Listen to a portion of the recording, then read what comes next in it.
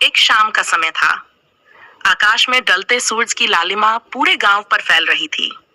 हवा में हल्की ठंडक थी और दूर खेतों से लौटते लोगों की आवाजें सुनाई दे रही थीं। उसी गांव के बीचों बीच एक बड़ा सा पुराना मकान था, जिसे लोग शर्मा हवेली के नाम से जानते थे। इस हवेली में कभी खुशियों की गूंज रहती थी, लेकिन अब वहां अक्सर सन्नाटा पसरा रहता था।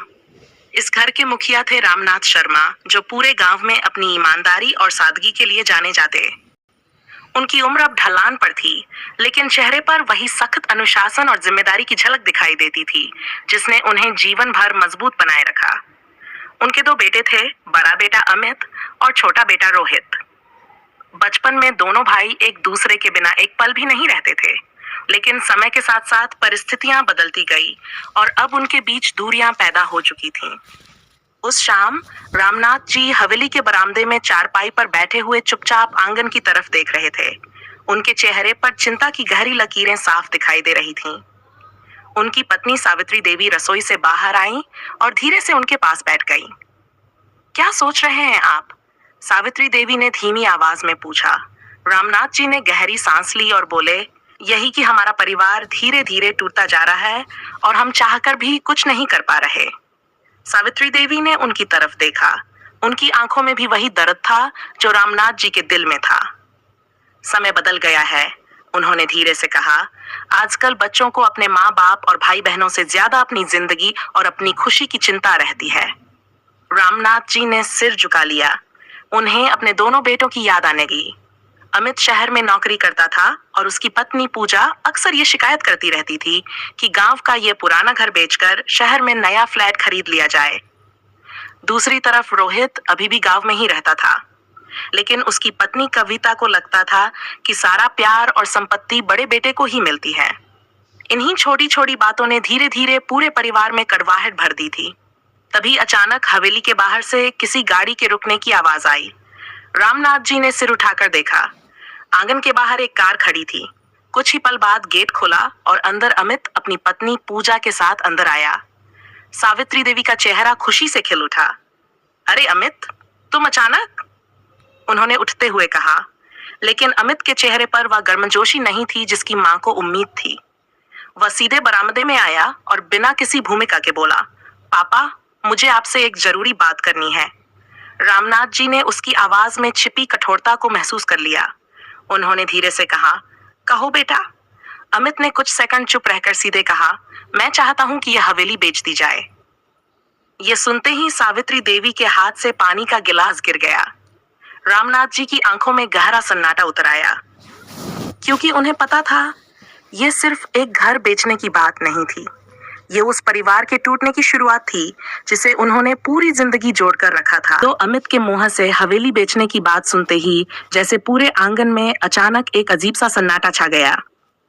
सावित्री देवी कुछ पल तक उसी जगह खड़ी रह गईं जहां उनके हाथ से गिलास गिरा था। पानी धीरे धीरे फर्श पर फैल रहा था, लेकिन किसी की नजर उस पर नहीं थी। उनकी आंखें बस अपने बड़े बेटे अमित के चेहरे पर टिकी हुई थीं, जैसे वह ये समझने की कोशिश कर रही हों कि क्या सच में वही बेटा ये बात कह रहा है जिसे उन्होंने कभी अपनी गोद में खिलाया था, जिसके लिए उन्होंने रात रात भर जागकर उसकी पढ़ाई की चिंता की थी और जिसके लिए उन्होंने कई बार अपनी छोटी छोटी इच्छाएं भी त्याग दी थीं। रामनाथ जी कुछ देर तक चुपचाप बैठे रहे। उनकी आंखों में गहरी थकान उतर आई थी। उन्होंने धीरे से अपनी लाठी उठाई और चारपाई से थोड़ा सीधा बैठते हुए अमित की तरफ देखा। उनके चेहरे पर गुस्सा नहीं था, बल्कि एक ऐसी पीड़ा थी जो शब्दों में बयान नहीं की जा सकती। बेटा, उन्होंने बहुत धीमी आवाज में कहा, यह वही घर है जिसमें तुम्हारा जन्म हुआ था। इसी आंगन में तुमने अपने पहले कदम रखे थे और आज तुम कह रहे हो कि इसे बेच दिया जाए। अमित ने नजरें थोड़ी झुका ली, लेकिन उसकी आवाज में अब भी एक कठोरता थी। पापा, मैं भावनाओं की बात नहीं कर रहा हूं, उसने कहा। मैं व्यवहारिक बात कर रहा हूं। शहर में रहने के लिए हमें बड़े घर की जरूरत है। बच्चों की पढ़ाई है, खर्चे हैं, और यहाँ यह हवेली बस यूं ही पड़ी है। अगर इसे बेच दिया जाए तो हम सबकी जिंदगी आसान हो सकती है। सावित्री देवी के दिल को जैसे किसी ने कसकर पकड़ लिया हो। उन्होंने धीमे स्वर में कहा, तो तुम्हें लगता है कि इस घर का कोई मतलब नहीं रहा? अमित कुछ बोलने ही वाला था कि तभी पीछे से एक और आवाज आई, मतलब तो बहुत है, पर शायद कुछ लोगों को अब याद नहीं रहा। यह आवाज रोहित की थी। रोहित खेत से लौट रहा था और गेट के पास खड़े खड़े उसने पूरी बातचीत सुन ली थी। उसके चेहरे पर थकान के साथ साथ एक हल्की नाराजगी भी थी। वह धीरे धीरे आंगन में आया और बरामदे के पास खड़ा हो गया। अमित ने उसे देखकर कहा, तुम आ गए? रोहित ने हल्की मुस्कान के साथ जवाब दिया, हाँ भैया। और आते ही पता चल गया कि आज घर में कौन सी नई चर्चा चल रही है। कुछ पल के लिए दोनों भाइयों की आंखें एक दूसरे से मिलीं।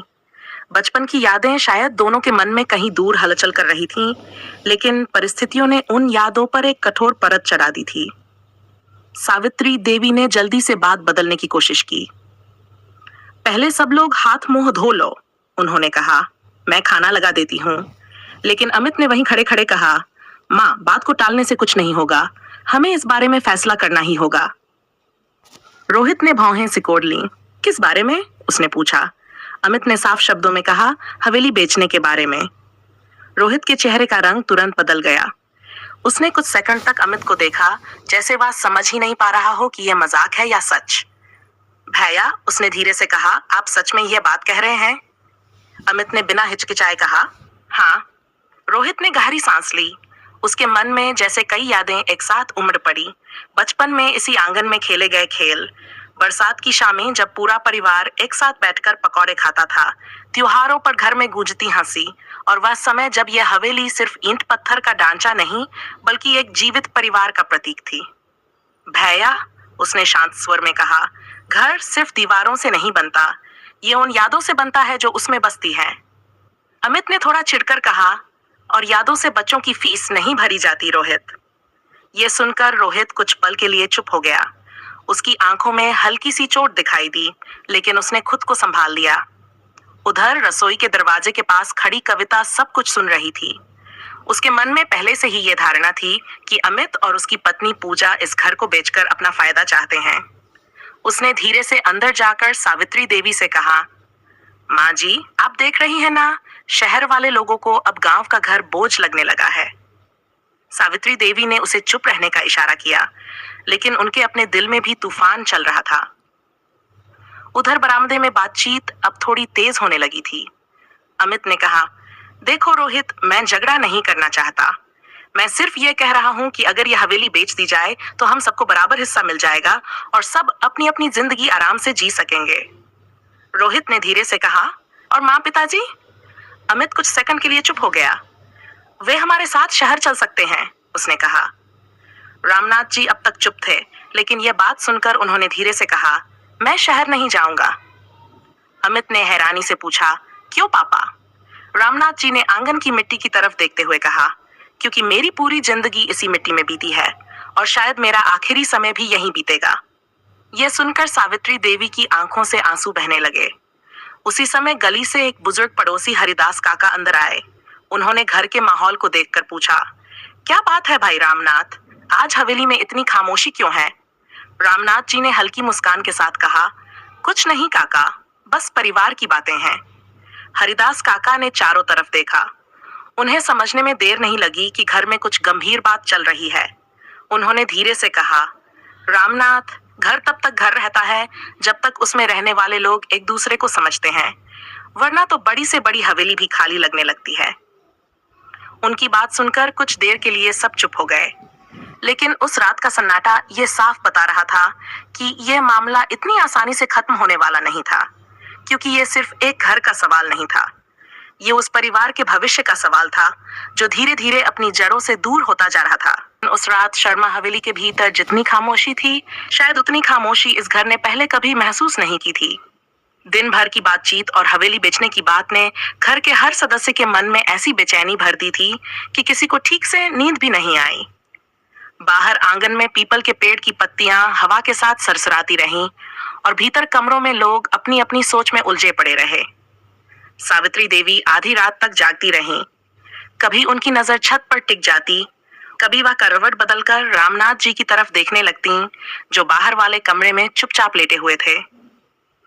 उम्र के इस पड़ाव पर उन्होंने बहुत कुछ देखा था, बहुत कुछ सहा था, लेकिन अपने ही बच्चों के बीच पैदा हो रही दूरी उन्हें भीतर तक तोड़ रही थी। सुबह होने से पहले ही सावित्री देवी उठ गई। अगर आपको ये कहानी दिल को छू रही है, अगर इसमें आपको अपने घर, अपने रिश्तों या अपनी जिंदगी की झलक दिख रही है, तो नीचे कमेंट करके जरूर बताइए आप किस तरह की कहानियां सुनना पसंद करेंगे। आपकी एक एक राय मेरे लिए बहुत मायने रखती है। उनकी आदत थी कि सूरज निकलने से पहले ही घर का काम संभाल लेती थीं। उन्होंने आंगन में झाड़ू लगाई, तुलसी के पास दिया जलाया और चुपचाप भगवान के सामने बैठकर प्रार्थना करने लगीं। उनकी आंखों से आंसू गिरते रहे, लेकिन उन्होंने आवाज नहीं की।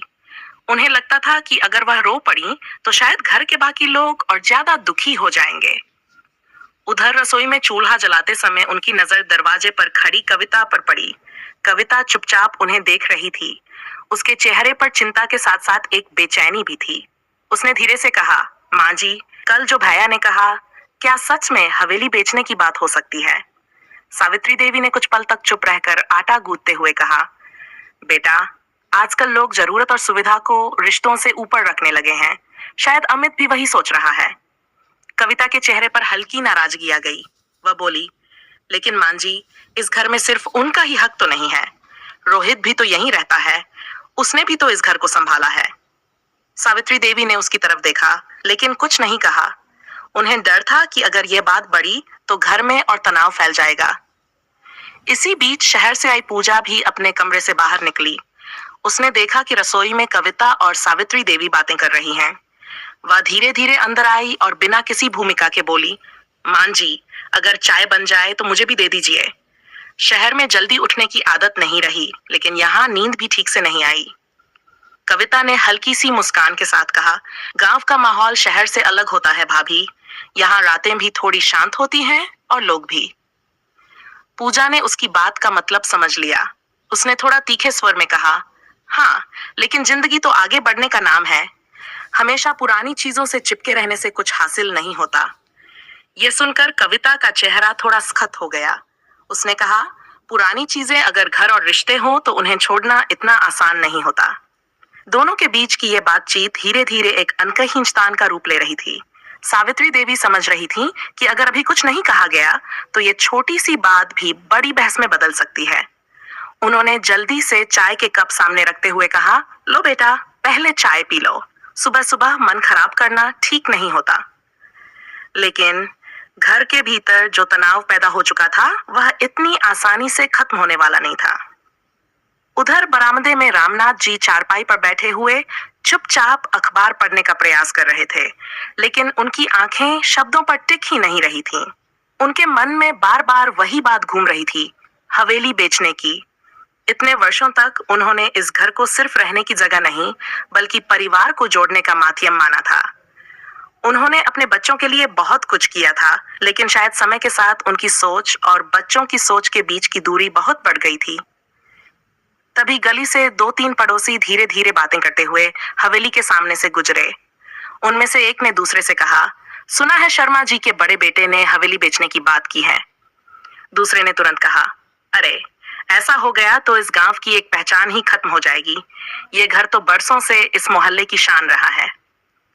उनकी बातें रामनाथ जी के कानों तक भी पहुंची। उन्होंने अखबार धीरे से मोड़कर रख दिया। उन्हें एहसास हो गया था कि घर की बात अब धीरे धीरे पूरे गांव में फैलने लगी है। कुछ देर बाद रोहित भी बाहर आया।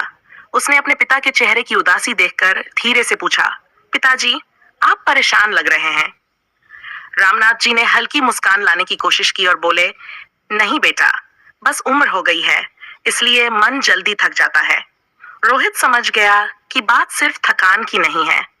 उसने चारपाई के पास बैठते हुए कहा, अगर हवेली बेचने की बात से आपको दुख हो रहा है तो मैं साफ कह देता हूँ, जब तक मैं जिंदा हूँ यह घर नहीं बिकेगा।